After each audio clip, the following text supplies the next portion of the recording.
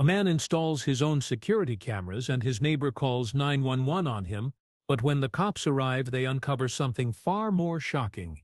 Marcus Johnson wasn't the kind of man who caused trouble. He worked as a cybersecurity consultant from his home office in Oakwood Heights, kept his property immaculate, and minded his own business.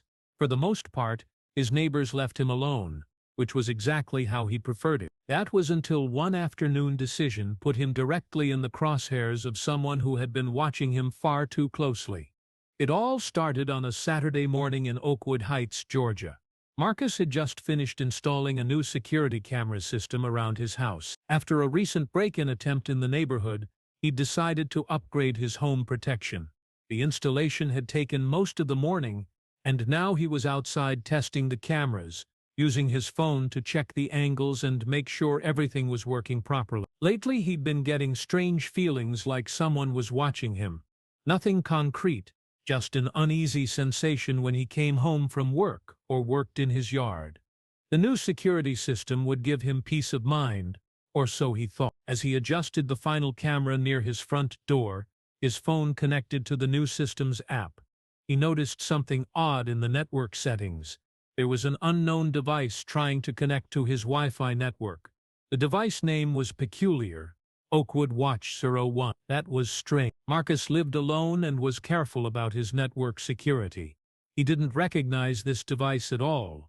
Concerned about potential security breach, he decided to investigate further. He stepped outside to get better signal strength while running a network scan on his phone, checking which devices were trying to access his system. That's when his neighbor, Patricia Richardson, spotted him from her kitchen window. Patricia had been keeping an eye on Marcus for months. She'd never trusted him, not for any legitimate reason, but because he seemed too private, too professional, too different from the rest of the neighborhood. He didn't attend neighborhood barbecues, kept to himself, and now here he was standing outside with some kind of electronic device, pointing it around like he was surveying the area. To Patricia, it looked suspicious. Her mind immediately jumped to the worst possible conclusion. He was planning something. Maybe casing houses, maybe setting up surveillance on his neighbors. She didn't know exactly what, but her gut told her something wasn't right. Before she could think it through, she grabbed her phone and dialed 911. "Yes, I need to report suspicious activity," she said, her voice tight with concern. "My neighbor is outside with some kind of device, and he's been pointing it at different houses. I think he might be planning a break-in or something worse. Can you send someone to check it out?" The dispatcher asked for details, but Patricia didn't have concrete evidence, just her suspicions and fear. "He's been acting strange for months," she insisted. "Always on his computer, never talks to anyone. Now he's outside with equipment. Something's not right." The police were dispatched immediately. Marcus, still troubleshooting his security system, had no idea his quiet Saturday was about to become a nightmare. But what neither Patricia nor Marcus knew was that the real threat to the neighborhood had nothing to do with Marcus at all. Marcus had just finished running a security diagnostic on his new camera system when he heard the siren. At first he barely registered them. Maybe they were heading to an emergency somewhere else. But then he saw the patrol car slow down and stop directly in front of his house. Two officers stepped out. The first was Detective Sarah Martinez, a seasoned investigator with sharp eyes and a no-nonsense attitude. Her partner, Officer James Thompson, was younger but carried himself with quiet confidence. Both approached Marcus with the practiced caution of officers responding to a suspicious activity call. Marcus felt his stomach drop. "Here we go again," he thought. He remained where he was, phone still in hand, knowing that any sudden movements could escalate the situation. "Sir," Detective Martinez called out, her voice steady but authoritative. "We received a call about suspicious activity. Can you tell us what you're doing out here?" Marcus frowned, genuinely confused. "Suspicious activity? I'm testing my new security cameras. I just had them installed this morning." Martinez exchanged a quick glance with Thompson. "Do you live here, sir?" Marcus almost couldn't believe the question. His name was on the mailbox. His car was in the driveway. His house key was in his pocket. "Yes, I've lived here for 5 years. I'm Marcus Johnson." Before Martinez could respond, a voice cut through the air from across the street. "He's lying." Marcus turned to see Patricia Richardson standing on her porch, arms crossed, watching the scene unfold like she was the neighborhood watch commander. "He's been out here for hours with that device," Patricia continued, pointing at Marcus's phone, pointing it at different houses, taking pictures or videos or whatever. "I've been watching him, and this isn't the first time. He's always doing something suspicious." Marcus felt anger rising in his chest. "I was configuring my security system," he said firmly. "Someone has been trying to access my Wi-Fi network, and I was investigating." Patricia scoffed. "Oh sure, and I'm supposed to believe that story." Detective Martinez looked between them, then turned back to Marcus. "Sir, would you mind showing us what you were doing? Just to clear this up." Marcus clenched his jaw. He shouldn't have to prove his innocence for maintaining his own property, but he also knew how quickly these situations could spiral out of control. "Fine," he muttered, unlocking his phone and pulling up his security app. "Here, take a look."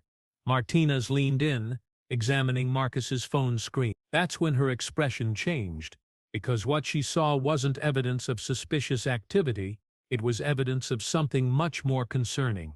"Mr. Johnson," she said slowly, "can you show me this unknown device you mentioned?" Marcus navigated to his network settings and highlighted the mysterious connection. "Right there, Oakwood Watch 01. I don't know what it is, but it's been trying to access my system." Officer Thompson stepped closer, his eyebrows raised. "So someone's been attempting to breach your network?" Marcus nodded. "That's why I was running diagnostics. I wanted to see if someone was trying to hack into my security cameras." Martinez's posture shifted. This wasn't just a neighbor dispute anymore. This was potential cybercrime. Patricia, still standing on her porch, suddenly looked less confident. "Wait, what are you talking about? Hacking?" Marcus turned to her, his voice cold but controlled. "I'm talking about someone in this neighborhood who has been trying to spy on people through their security systems. And given how closely you've been watching me, Mrs. Richardson, I'm starting to wonder if you know more about this than you're letting on." The silence that followed was deafening. Patricia's face went pale, and Detective Martinez's hand instinctively moved closer to her radio. "Let's all go inside," Martinez said decisively. "I want to see exactly what we're dealing with here." The atmosphere inside Marcus's house was tense. Patricia had reluctantly followed the officers inside, her earlier confidence now replaced by visible nervousness. Marcus set up his laptop on the dining room table, mirroring his security system's interface onto the larger screen. "Here's what I discovered," Marcus began, his fingers moving expertly across the keyboard. The device list appeared, showing all the connections to his network. "This Oakwood Watch 01 device has been attempting to access my cameras for weeks." Detective Martinez leaned in, studying the screen. "Can you determine what type of device this is?" Marcus clicked through several menus, his cybersecurity background evident in how efficiently he navigated the system. "Based on the connection protocols, it appears to be a computer or specialized surveillance device. But here's the concerning part." He opened the access logs, and his expression darkened. "What is it?" Officer Thompson asked. Marcus's throat went dry. "It's not just trying to access my cameras. Look at these timestamps. This device has been successfully connecting to other systems in the neighborhood." The room went dead quiet. Patricia shifted uncomfortably in her chair. Martinez's voice was sharp. "You're saying someone has been spying on multiple households?" Marcus nodded grimly. "That's exactly what I'm saying. And based on the signal strength data, the source is very close, probably within a few houses of here." Patricia's voice came out as barely a whisper. That can't be right." Marcus turned his laptop screen toward her. "Would you like to see for yourself, Mrs. Richardson? Because I can trace exactly where these intrusions are coming from." As Marcus's fingers flew across the keyboard, running trace routes and analyzing signal patterns, the color continued to drain from Patricia's face. Within minutes, he had triangulated the source location. "Found it," Marcus announced, but his voice carried no satisfaction, only grim concern. "The device is operating from 47 Maple Street. Patricia's hands started shaking. "No," she whispered. That's my address." Officer Thompson's hand moved to his radio. "Ma'am, who else has access to your home?" Patricia's voice broke. My son, Derek. He's been staying with me since he lost his job. But he's not." Detective Martinez was already standing. "Mrs. Richardson, we need to speak with Derek immediately." Marcus remained seated, but his jaw was tight. "Mrs. Richardson, your son hasn't just been spying on me. According to these logs, he's been accessing security cameras throughout the entire neighborhood, including yours." Patricia's face went ashen. "What do you mean, including mine?" Marcus's voice was cold. "I mean, your son has been watching you too." The implications hung in the air like a toxic cloud. Patricia had called the police on an innocent man, while the real predator had been living under her own roof, violating the privacy of everyone around him, including his own mother. Detective Martinez's voice cut through the silence. "Miss Richardson, we need to go to your house right now." As they prepared to leave, Marcus stood up from his computer. His voice was controlled, but the anger was unmistakable. "Miss Richardson," he said, "I was outside my own house, maintaining my own security system, trying to protect myself from exactly this kind of violation, and your first instinct was to call the police on me." Patricia couldn't meet his eyes. The shame was overwhelming. "Let's go," Martinez said firmly. "We need to end this now." But what they would discover at Patricia's house would be even worse than any of them imagined. Patricia's hands trembled as she unlocked her front door. Detective Martinez and Officer Thompson flanked her, their expressions serious and alert. Marcus had stayed behind at his house, but his words echoed in Patricia's mind. "Your son has been watching you too." "Derek?" Patricia called out as they entered. "Derek, can you come downstairs? There are some police officers here who need to speak with you." No response. Martinez exchanged a look with Thompson before stepping further into the house. "Derek Richardson, this is the police. We need to talk to you about some computer activity originating from this address." Still silence, but then they heard it. The sound of movement upstairs. Footsteps. A chair scraping. The unmistakable noise of someone trying to move quickly, but quietly. Thompson's hand moved to his weapon. "Ma'am, we're going upstairs." Patricia's breath came in short bursts. "Derek's room is at the end of the hall. But please, he wouldn't hurt anyone." Martinez led the way up the stairs, her training evident in every careful step. They reached Derek's bedroom door. It was closed, but light was visible underneath. Martinez knocked firmly. "Derek Richardson, this is Detective Martinez with the Oakwood Heights Police Department. Open the door." The sounds from inside the room intensified. It sounded like someone frantically moving around, possibly destroying evidence. "Derek," Patricia called out, her voice breaking. "Please, just open the door." Finally, the door opened slowly. Derek Richardson appeared, a 28-year-old man with unkempt hair and bloodshot eyes. He looked startled, nervous, his gaze darting between the officers and his mother. "What's going on?" he asked, his voice tight with false innocence. Martinez studied him carefully. "We have evidence that someone at this address has been illegally accessing computer networks and surveillance systems throughout the neighborhood. You want to explain that?" Derek's face barely changed, but his hands fidgeted at his sides. "I don't know what you're talking about. I've been in my room all day." Thompson wasn't buying it. "Mind if we take a look at your computer setup?" Derek's jaw tightened. "You don't have a warrant." Martinez stepped closer. "Derek, we can get one. But right now, we're giving you a chance to cooperate before this gets much worse for you." A long, tense moment passed. Then Derek's shoulders sagged slightly. "Look," he said finally, running a hand through his hair. "I wasn't doing anything illegal, okay? I was just learning about network security." Martinez's voice was sharp. "Learning by hacking into your neighbor's private security systems?" Derek hesitated, then nodded reluctantly. "It started as just curiosity. I wanted to see if I could access some local networks, just to test my skills." Patricia's breath caught in her throat. "Derek, please tell me you haven't been spying on people." His eyes darted to her, and for the first time, His mask of innocence cracked completely. "I didn't mean for it to go this far," he muttered. "At first it was just technical challenge, but then I realized I could see things." Thompson's expression darkened. "What kind of things?" Derek didn't answer directly. "I wasn't hurting anyone. I was just watching." Martinez had heard enough.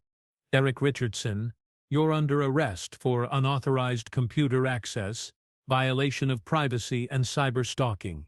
Derek went pale. "Wait, no! I didn't hurt anyone." Thompson was already reaching for his handcuffs. "Turn around and put your hands behind your back." Patricia stumbled backward, pressing her hand to her mouth as tears welled up in her eyes. This was her son, the boy she had raised, protected, supported through his difficulties. And he had been violating the privacy of their entire neighborhood, including her own. As Thompson cuffed Derek, Patricia's mind reeled with the implications.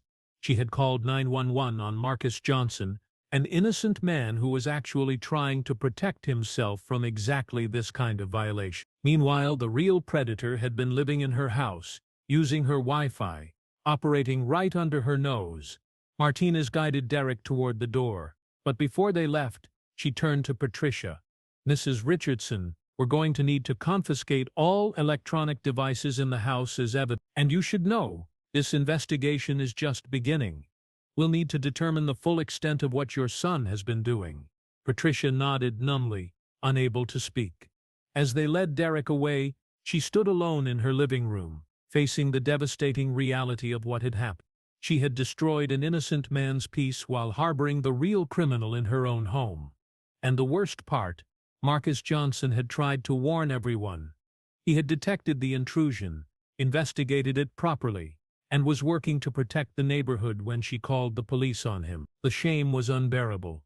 An hour later, Marcus stood on his front porch as the police car drove away with Derek Richardson in the back seat.